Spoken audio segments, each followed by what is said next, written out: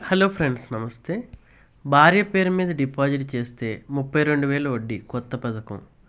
దేశంలో వివిధ వర్గాల కోసం కేంద్ర ప్రభుత్వం అనేక రకాల పొదుపు పథకాలను అమలు చేస్తుంది. ఇదే క్రమంలో మహిళల కోసం కొన్ని ప్రత్యేక పథకాలను కూడా అమలు చేస్తుంది. ఇందులో పెట్టుబడి పెట్టడం ద్వారా భారీ వడ్డీని పొందవచ్చు. అదే మహిళా Samman savings certificate. Mahila Samman savings certificate MSSC scheme కేంద్ర ప్రభుత్వం 2023లో ఈ పథకాన్ని ప్రారంభించింది. మహిళా సమ్మాన్ సేవింగ్స్ సర్టిఫికేట్ స్కీమ్పై 7.5% వడ్డీ ఇస్తారు. ఈ పథకం కింద కనీసం ₹1,000, గరిష్ట 2 లక్షల వరకు డిపాజిట్ చేయొచ్చు. ఈ పథకం 2 సంవత్సరాలు మెచ్యూర్ అవుతుంది. అయితే మీరు ఖాతా తెరిచిన తేదీ నుండి సంవత్సరం తర్వాత అర్హత ఉన్న బ్యాలెన్స్లో 40% విత్డ్రా చేసుకోవచ్చు. ఈ పథకం కింద మీరు ఏదైనా బ్యాంక్ లేదా పోస్ట్ ఆఫీస్లో మీ భార్య పేరు మీద మహిళా సమ్మాన్ సేవింగ్స్ సర్టిఫికేట్ ఖాతాను తెరవచ్చు.